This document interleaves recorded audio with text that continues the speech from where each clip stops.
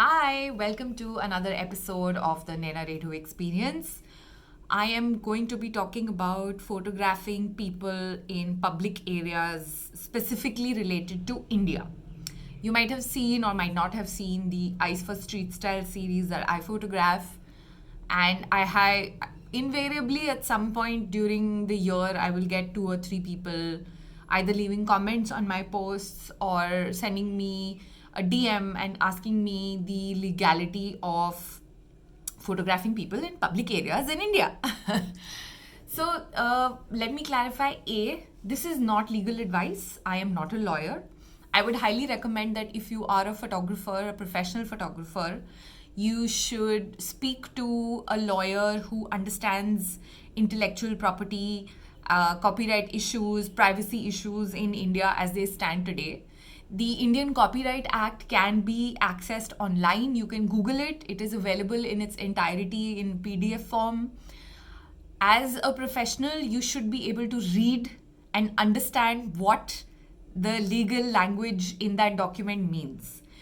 It is not an excuse that, oh, I'm not a lawyer, I don't understand legal language, this is very confusing. That is not an excuse.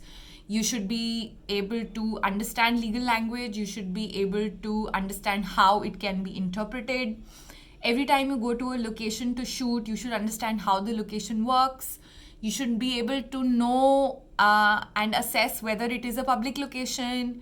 If it is a closed event, do you have the permission of the organizer to shoot officially? And by officially, I mean, is it written down?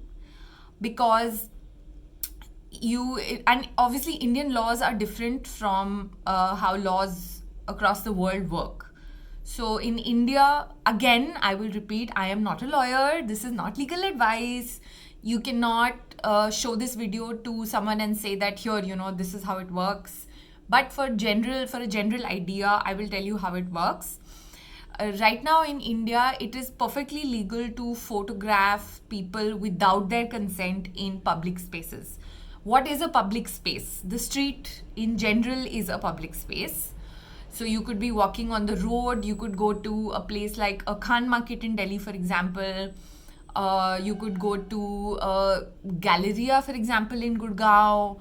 Or it could be a open market space where people come and go, or people are walking around, and you do not need their explicit consent. Now, there are various factors in this. It's not like you can take a picture and then use it however you like. Please keep that in mind.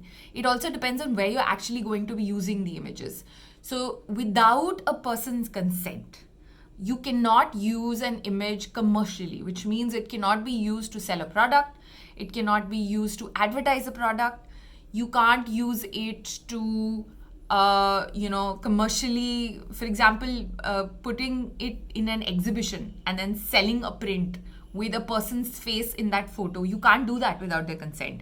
And you need a written consent. It's called a model release form. Again, freely available online. So if you do want the usage to be commercial, then you need a person's consent. For something like, for example, my blog doesn't even have ads, okay? So because I don't display ads, anything I display on my blog is not for commercial use in that sense. It can be argued in court that because you display ads on your blog, you are selling something, and using a person's likeness on the blog would then may be considered commercial use. Again, I am not a lawyer, so please keep that in mind. This is my interpretation. I want to play it on the safe side. I don't want anyone to think that I am taking advantage of them and making money because of their images, for example. I have usually photographed street style I've done that in Khan Market. Usually I'm clearly visible. I am standing there in the middle of it all. You can see me from a distance. I have a big lens. So I'm not hiding. Although even though if I was sitting inside a cafe and shooting people outside, I'm not really technically hiding.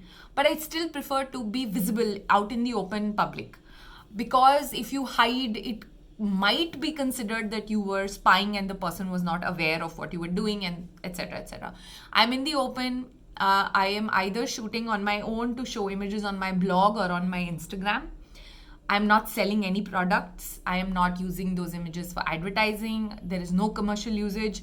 It is just a picture of a person on the street maybe to showcase what they're wearing, maybe to showcase their hair, maybe to showcase their makeup, etc.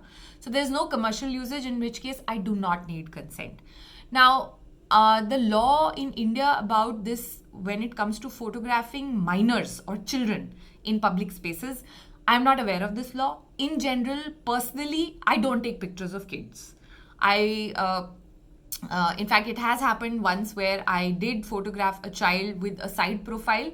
I was photographing their parent who was wearing a very colorful dress. And as usual, I ended up publishing that image on my blog, and it went out on all my social media networks.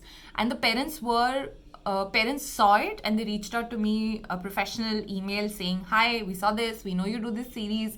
We would really appreciate if you could remove the image."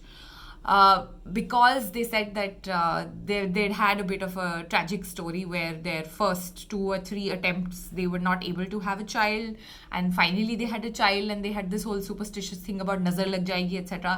And I had photographed it for my own series. It was not a client commission. It was not published in print anywhere on any other website, and I was more than happy to remove the image. Because I didn't even realize that I had published an image with a child in it. So I think that has been the only case where I have actually ever removed an image per se. Again, I was honestly not legally required to do it, and I didn't even bother checking with my lawyer. I just removed it as a personal favor or an obligation or whatever. I just thought it was the right thing to do. Apart from that, I have had someone comment on one of my images recently, which was shot for a client commission. Again, a client commission for what? The client is a publication who wanted an editorial photo story on what someone wore to the India Art Fair, for example.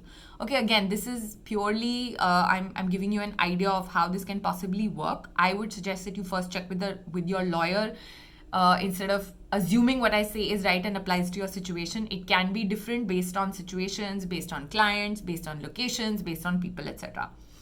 So I had official entry to the India Art Fair as a media person / journalist. I had media accreditation. So I had the permission of the India Art Fair. Okay, so it was official. I was not shooting there unofficially. Like, otherwise, photographers are not really given permission there. You can go in with a camera, etc., but you're not an official photographer, right? And I was shooting it for a publication who wanted a photo story on what people wear to the art fair, for example. So that was my client who was paying me editorial rates, which, by the way, are usually quite low. And I was shooting publicly. I was in the open. I was walking around with the camera. I was shooting people walking around. And eventually, the kind of images that were shown on the publication's website, they are based on what the editor decides to use. That is not under my control. I give them a set number of images, and then they choose a certain number of images and publish that on their website. Now, I always showcase my portfolio on my blog and my social media as well. So there are always selected images that show up on my social channels.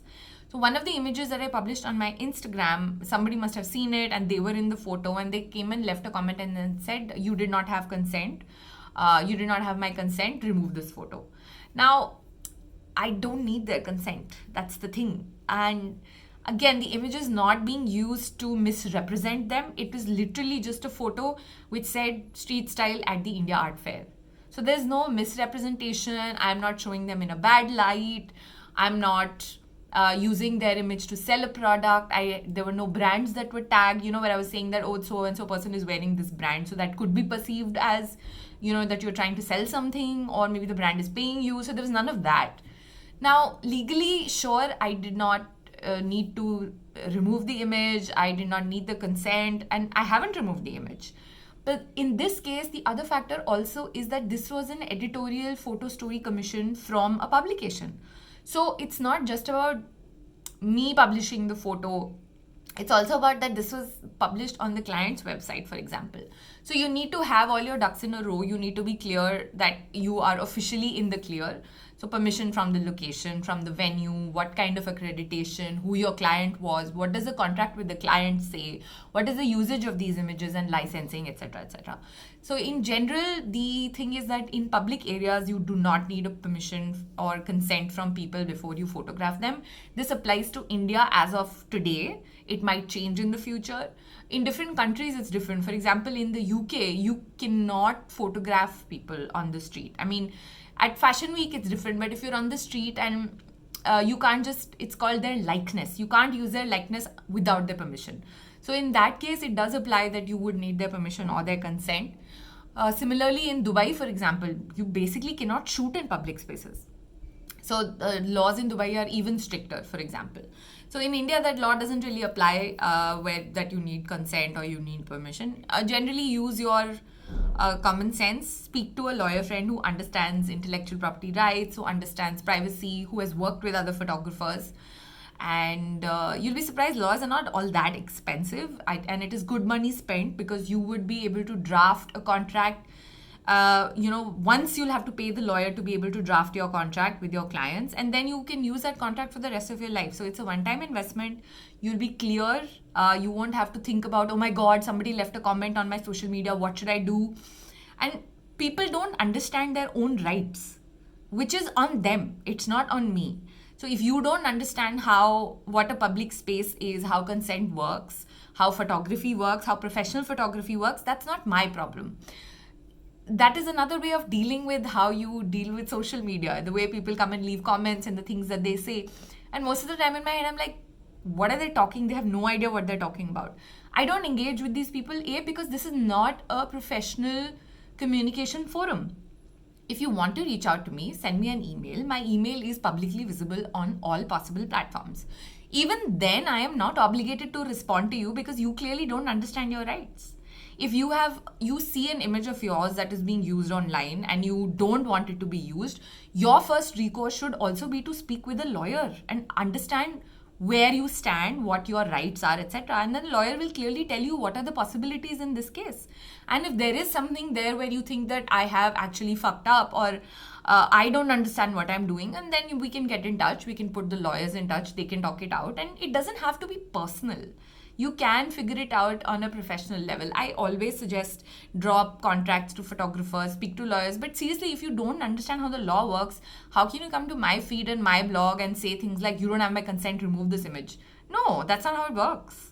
Like, I am probably one of the only bloggers in the country who doesn't even show ads on the blog, because everyone is like, "Arey, you should put ads on the blog. At least ad revenue to aayega, clicks aate hain, ye wo." The reason is I am a photographer. The reason my blog doesn't have ads is because I don't want any gray areas when it comes to commercial usage of any images that I shoot. My blog has always been a space for me to document what I do, share some of my learnings. Maybe it'll help someone else, especially in the Indian industry space where there's not a lot of stuff that's available. As an Indian photographer, you don't really know what the laws are because nobody really teaches you, because there aren't a lot of professional schools that teach photography. So when you have not been through the professional channels, you don't really know what are the things to look at or even what are the questions you should be asking. So my blog has never been a space where my user is a product. I am not looking to do that. That is why there are no ads. So ad revenue is, you can do ad revenue if you're a professional ad revenue person, then that's what you do. And otherwise, you're not going to make a lot of money putting ads on your blog anyway, unless you really understand what what Google ads are, how these ad channels and networks work. You have little to no control over what shows up in the ads on your blog, things like that. So I didn't even want to go there. That is not my specialty. My specialty is that I am a visual artist and I document my work online. So there are a lot of factors that you need to consider before you can decide whether, street style photography is for you. A lot of times photographers have been criticized for photographing poor people. It's also termed as poverty porn. A lot of times what happens is, like, for example, when I photographed the street style series at the New Delhi railway station, most of the people there are from the lower middle class or even poor people who travel on trains daily because that is the only means of transport available to them or accessible to them. And I technically, again, I didn't have to ask them. Nobody came to me and said, you have to give me $50 because you just took my photo. It depends on what you're doing it for. It was a photo commission for a photo story on an editorial publication. I was not using those images. Even in an exhibition, I would not use those images where those images are available for sale. I could still put up an exhibition and say that these are available just for viewing and I'm not selling them.